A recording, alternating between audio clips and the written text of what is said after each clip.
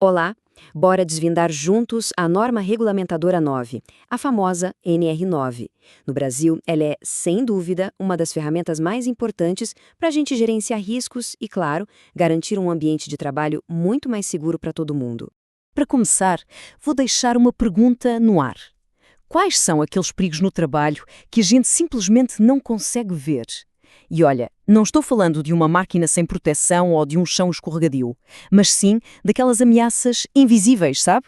Que, no longo prazo, podem acabar com a saúde de uma pessoa.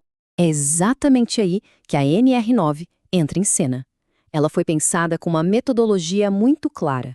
Primeiro, identificar esses riscos. Depois, avaliar o nível de exposição e, o mais importante de tudo, agir para controlar essas ameaças que, muitas vezes, passam batido no dia a dia. Ok, vamos mergulhar um pouco mais nisso. Esses perigos invisíveis que a gente mencionou são o que a norma chama de agentes físicos, químicos e biológicos. Pensa aí, ruído constante, calor excessivo, poeiras, produtos químicos voláteis, micro-organismos. São coisas que, sem o controle certo, podem causar danos bem sérios à saúde. E aqui está a definição oficial, que já nos dá uma pista fundamental. A NR9 não é uma norma que anda sozinha. Ela está totalmente integrada ao Programa de Gerenciamento de Riscos, o PGR. O objetivo dela é bem direto: criar as regras do jogo para avaliar e controlar a exposição a esses agentes, protegendo de verdade a saúde de quem trabalha. Sabe, a melhor forma de entender a NR9 é pensar nela como um ciclo contínuo de proteção. Não é algo que se faz uma vez, coloca na gaveta e pronto. Pelo contrário, é um processo vivo, dinâmico, que precisa rodar o tempo todo para garantir a segurança. E esse ciclo se apoia em 3 etapas que são essenciais. Tudo começa com a identificação. É quase um trabalho de detetive, sabe? Mapear todos os possíveis riscos ali no ambiente. Logo depois, vem a avaliação. Aqui, a gente sai do achismo e vai medir, quantificar qual é o nível real de exposição a cada um desses riscos. E, por fim, a etapa do controle, que é a hora de agir. É aqui que as medidas são implementadas para eliminar ou, pelo menos, reduzir esses riscos a um nível que seja seguro. Agora, para tudo isso não ficar só na teoria, vamos analisar um caso prático bem comum: a exposição à vibração. É um agente físico tão importante que tem um anexo só para ele dentro da NR9. Primeiro, a norma faz uma distinção importante. Existe a vibração em mãos e braços, a VMB, que afeta quem opera ferramentas como furadeiras, lixadeiras, britadeiras, e existe também a vibração do corpo inteiro, a VCI, que é a realidade de quem dirige tratores, ônibus e outras máquinas pesadas. Agora se liga num conceito muito interessante da norma, o nível de ação. Para vibração em mãos e braços, esse valor é de 2,5 metros por segundo ao quadrado. Pensa nisso como um sinal amarelo no trânsito. Ainda não é o limite máximo, mas quando a exposição chega nesse ponto, a empresa já é obrigada a começar a tomar medidas de prevenção. É um alerta. E se o nível de ação é o sinal amarelo, aqui a gente tem o sinal vermelho. O limite de exposição é de 5 metros por segundo ao quadrado. Passou disso, a exposição é considerada perigosa e inaceitável.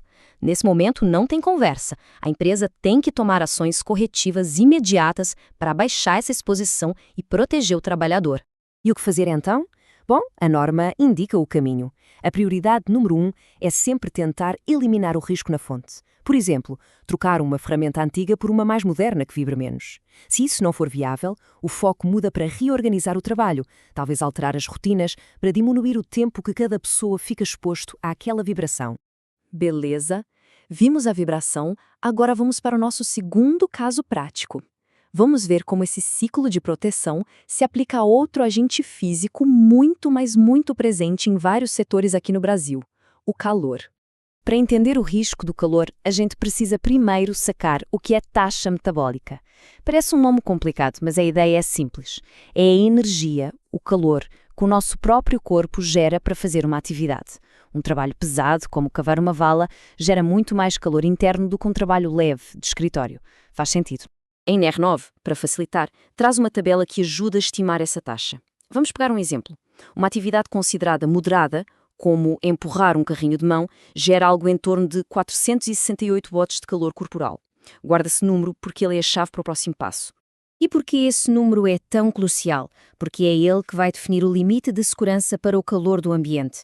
Para essa atividade, que gera 468 watts, o ambiente de trabalho não pode passar de 26 graus Celsius. E essa temperatura é medida por um índice bem específico, o IBUTG, que leva em conta não só o calor do ar, mas também a umidade e a radiação. Isso mostra como a norma é técnica e baseada em dados concretos. Quando o risco de calor existe, a norma exige medidas preventivas que, olha, podem parecer simples, mas são absolutamente vitais. Coisas como garantir que tenha água fresca e potável sempre à disposição, incentivar a hidratação, programar as tarefas mais pesadas para os horários de clima mais ameno e, claro, fornecer roupas de trabalho adequadas que ajudem o corpo a não superaquecer. E assim a gente consegue sair um pouco da teoria, do texto da lei e entender a aplicação prática, aquela que de facto previne doenças e pode até salvar vidas. A NR9, no fundo, transforma esses requisitos técnicos todos em um verdadeiro roteiro para um ambiente de trabalho mais saudável. Então, se a gente pudesse resumir, o ponto principal é este. A NR9 é muito mais do que uma lista de regras a serem cumpridas. Ela tem que ser vista como um sistema de gestão, sabe? Um ciclo de cuidado que não para nunca e que protege o bem mais valioso de qualquer empresa, a saúde e a segurança das pessoas. E para a gente fechar, fica uma reflexão. Será que os ambientes de trabalho, de uma forma geral, estão realmente seguindo esse ciclo de proteção? A identificação, a avaliação e o controlo desses riscos invisíveis tem sido de facto uma prioridade? São perguntas importantíssimas para a gente construir um futuro com um trabalho mais seguro para todo o mundo.